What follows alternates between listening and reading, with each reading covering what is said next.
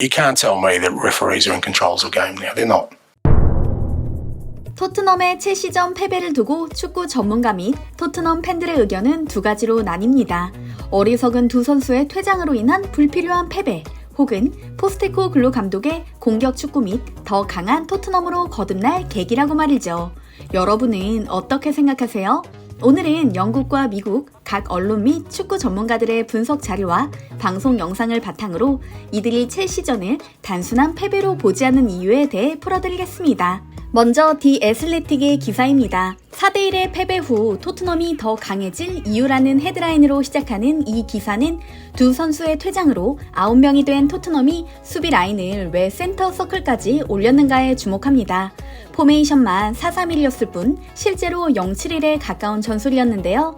오프사이드 라인을 활용하면서 골키퍼 비카리오의 빠른 판단을 믿는다는 계산에서 나온 것으로 보입니다. 사실 첼시전의 포스테코글루 감독의 전술에 대해서는 대부분이 무리한 판단이었다는 평가를 합니다. 선수가 줄어든 상황에서 수비가 아닌 공격에 매진하는 건 팀을 위기로 몰아넣는 선택이었다는 거죠. 그러나 해당 매체는 조금 다른 방식으로 접근합니다. 기사 일부분을 번역해 읽어드리겠습니다. 이번 여름 포스테코글루가 토트넘의 감독이 됐을 때 우리는 그가 타협하지 않을 거라고 말하는 걸 계속 들었습니다.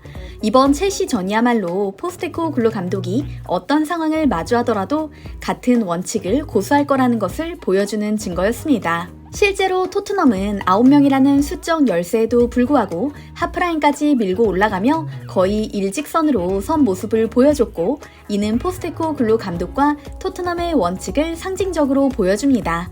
전진, 대담함, 그리고 파격이죠. 실제로 경기 후 기자회견에서도 전술에 대한 질문이 쏟아졌습니다. 포스테코글루 감독의 대답은 심플했습니다. 그게 바로 우리의 모습입니다. 제가 여기 있는 한 토트넘은 그렇게 뛸 것입니다. 9명이 아니라 5명만 있어도 해낼 수 있습니다. 라고 답했거든요. 앞으로도 철저히 공격 축구를 추구할 거라는 포스테코글루 감독. 디 애슬레틱은 이런 포스테코글루 감독의 성향을 고집스럽다 여길 이들도 있겠지만 결과적으로는 팀에 긍정적으로 작용할 거라 해석합니다. 실제로 브리즈번 로어와 셀틱에서 초반에는 고전했던 포스테코글루 감독의 전술은 막바지에는 팀의 우승으로 귀결됐기에 신뢰할 가치가 있다고 덧붙였고요. 영국의 스포츠 바이블과 BBC 방송 역시 라인을 내리지 않고 고수한 감독의 전술과 수적 열세 속에서 최선을 다한 토트넘 선수들은 첼시보다 빛났다. 우도지가 퇴장당한 후 9명으로 줄어든 토트넘은 축구 역사상 길이 남을 독특한 선택을 했다. 모든 축구 팬들이 승패와 상관없이 매료됐다라는 극찬을 이어갔죠. 토트넘 팬들은 이번 경기는 비록 졌지만 다음은 다를 것이라며 토트넘 다음을 각성한 선수들에게 응원의 박수를 보냈는데요. 여기에 심판 판정에 대한 포스테코글루 감독의 반응도 화제가 되고 있습니다. 우선 경기 후 인터뷰부터 잠시 보시죠. The game, but I think it's so hard for a referee to officiate these days. Their authority is just constantly getting diminished. I just don't know how. Like I said, I grew up afraid of referees. They're a bit like policemen, you know. But nowadays, I guess we talk back to policemen as well. So maybe it's just, like I said, I'm old school, mate. So I'm of a bygone era. And years, I was always prepared to accept the referee's decision, good, bad, or otherwise. And I've had some shockers in my career, let me tell you, and I've had some go my way as well. But I'd cop that because I just wanted the game to be played. But when we're complaining about decisions every week, this is what's going to happen. People are just going to forensically scrutinise everything to make sure that they're comfortable it's right, and even at the end of that, we're still not happy. So what does that mean? Just diminishing the authority of the referee. Yeah, you can't tell me that referees are in control of the game now. They're not. The control is outside of that. So, but that's the way. The Premier League managers should just manage their football clubs. I've never, and I never will, talk to a referee about the rules of the game. I was taught that you grow up and you respect the officials. I want my team to play fast, attacking, high tempo, go out at football. If we get a red card and it's a penalty against us, so what? Let's cop it, let's go again. But then we have to stand around for 2 minutes to figure out whether something was offside or not. Let the linesman make the decision. Remember, it used to be the benefit. 포스테코 글루 감독의 코멘트처럼 심판보다 VAR 영상이 더 주요했던 경기이기도 했습니다. VAR 판독 후 득점 취소된 골만 해도 3골. 전반 13분 손흥민의 득점이 비디오 판독 후 오프사이드 반칙이 선언되며 무효화됐으며 전반 37분 첼시의 골과 후반 33분 다이어의 골 역시 취소됐죠. 실제로 프리미어 리그에서 심판의 판정에 불복해 감독이 강력하게 항의하거나 기자회견장에서 따로 언급하는 일은 셀 수 없이 많습니다.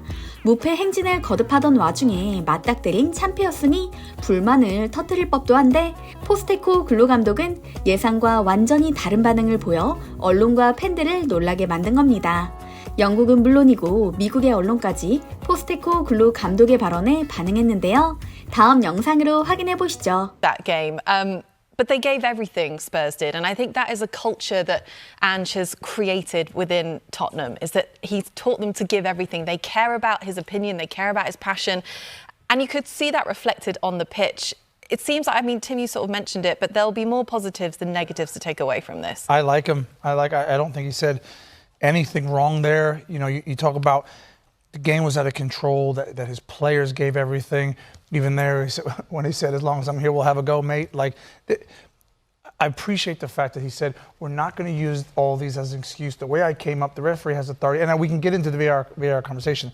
But what I like is, when you're a footballer, you'll use any excuse. Take it from me. Robbie can probably admit that too. You'll use any excuse. And what he's basically saying is, my team's not going to use excuses. We're going to accept the decisions. We're going to move on. If we're down to 9 or 10 men, we're still going to play the same way. We're going to go straight forward. And that's a culture. That's a mentality that he's creating very quickly at this football club. So again, today's a one-off. They'll be okay. And the fact that a large majority of that interview was based around VAR, I mean, that's sort of been the theme of the weekend. It seems about right that we finish on that. You know what? There's two things there that I find fascinating. Well, maybe not fascinating. The first part is about VAR. And I so much agree with him that he's based where are we going? Is it going to be videoed? The referee going to be totally undermined? It's going to be refereed from video guys somewhere else? That's really interesting. I agree with that. But the last bit, totally undermined. It's going to be refereed from video guys somewhere else. That's really interesting. I agree with that. But the last bit. 한편 로메로와 우도지의 퇴장, 메디슨과 반더벤의 부상, 거기에 더해 악재가 겹쳤습니다. 영국 풋볼 런던은 히샬리송이 조만간 치골 수술을 받을 것이라는 속보를 전했는데요. 지난 8개월 동안 경기를 치르느라 자신의 몸을 돌보지 못했다며 잠시 멈춰서 쉬어야 할 때라고 판단했다고 밝힌 히샬리송. 히샬리송까지 빠진다면 토트넘은 이제 좌측 윙어 3명이 모두 부상으로 쉬는 셈이 됩니다. 이반 페리시치는 십자인대 파열로 이번 시즌 복귀가 어려울 것으로 전망되며 마노르 솔로몬 역시 2024년에야 그라운드에 설 수 있을 것으로 예상되는데요.